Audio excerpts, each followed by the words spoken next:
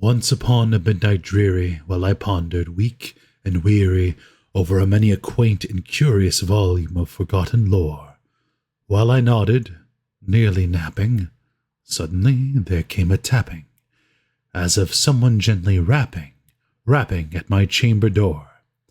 "'Tis some visitor," I muttered, "tapping at my chamber door.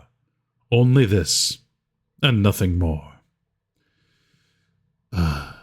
Distinctly I remember it was in the bleak December, and each separate dying ember wrought its ghost upon the floor. Eagerly I wished the morrow, vainly I had sought to borrow from my books surcease of sorrow, sorrow for the lost Lenore, for the rare and radiant maiden whom the angels name Lenore, nameless here forevermore. And the silken, sad, uncertain rustling of each purple curtain thrilled me, filled me with fantastic terrors never felt before, so that now, to still the beating of my heart, I stood repeating, "'Tis some visitor entreating entrance at my chamber door, some late visitor entreating entrance at my chamber door. This it is, and nothing more." Presently my soul grew stronger, hesitating then no longer. "Sir," said I, "or madam, truly your forgiveness I implore, but the fact is I was napping, and so gently you came rapping, and so faintly you came tapping at my chamber door, that I scarce was sure I heard you. Here I opened wide the door. Darkness there, and nothing more." Deep into that darkness peering, long I stood there wondering, fearing, doubting, dreaming dreams no mortal ever dared to dream before. But the silence was unbroken, and the stillness gave no token, and the only word there spoken was the whispered word, "Lenore." This I whispered, and an echo murmured back the word, "Lenore." Merely this, and nothing more.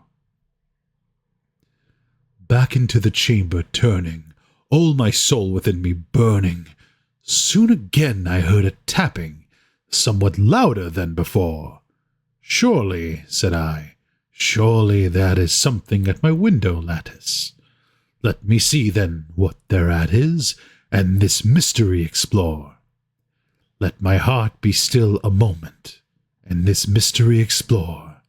'Tis the wind, and nothing more." Open here I flung the shutter, when, with many a flirt and flutter, in there stepped a stately raven of the saintly days of yore. Not the least obeisance made he, not a moment stopped or stayed he, but with mien of lord or lady, perched above my chamber door, perched upon a bust of Pallas, just above my chamber door, perched and sat, and nothing more. Then this ebony bird beguiling my sad fancy into smiling, by the grave and stern decorum of the countenance it wore. "Though thy crest be shorn and shaven, thou," I said, "art sure no craven, ghastly grim and ancient raven, wandering from the night's Plutonian shore. Tell me what thy lordly name is." Quoth the raven, "Nevermore." Much I marvelled this ungainly fowl to hear discourse so plainly, though its answer little meaning, little relevancy bore, for we cannot help agreeing that no living human being ever yet was blessed with seeing bird above his chamber door, bird or beast upon the sculptured bust above his chamber door, with such a name as Nevermore. But the raven, sitting lonely on the placid bust, spoke only that one word, as if his soul in that one word he did outpour. Nothing farther than he uttered, not a feather than he fluttered. till I scarcely more than muttered, "Other friends have flown before. On the morrow he will leave me, as my hopes have flown before." Then the bird said, "Nevermore." Startled at the stillness broken by reply so aptly spoken, "Doubtless," said I, "what it utters is its only stock and store, caught from some unhappy master, whom unmerciful disaster followed fast and followed faster, till his songs one burden bore, till the dirges of his hope that melancholy burden bore of never, nevermore." But the raven still beguiling all my fancy into smiling, straight I wheeled a cushioned seat in front of bird and bust and door. Then upon the velvet sinking, I betook myself to linking fancy unto fancy, thinking what this ominous bird of yore, what this grim, ungainly, ghastly, gaunt, and ominous bird of yore meant in croaking "Nevermore." This I sat engaged in guessing, but no syllable expressing to the fowl whose fiery eyes now burned into my bosom's core.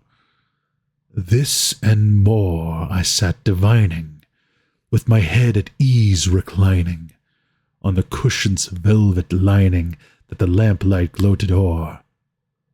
But whose velvet violet lining, with the lamplight gloating o'er, she shall embrace me, nevermore. Then methought the air grew denser, perfumed from an unseen censer swung by seraphim whose footfalls tinkled on the tufted floor.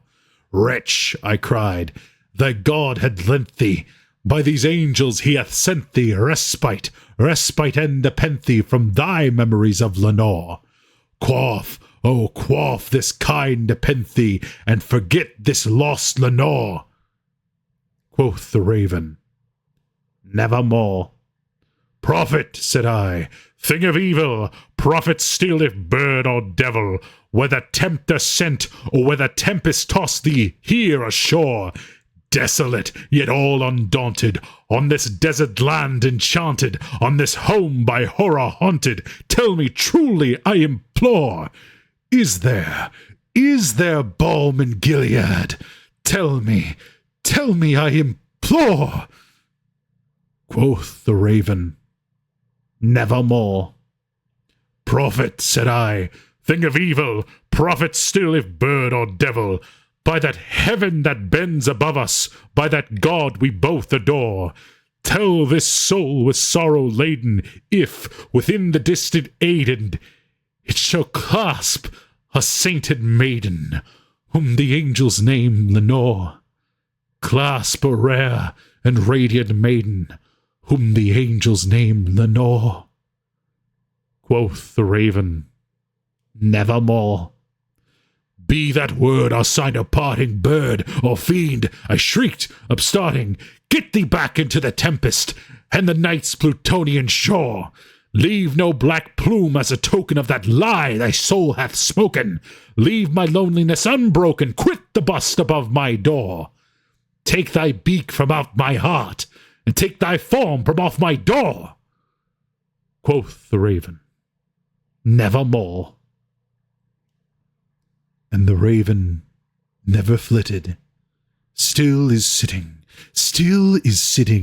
on the pallid bust of Pallas, just above my chamber door.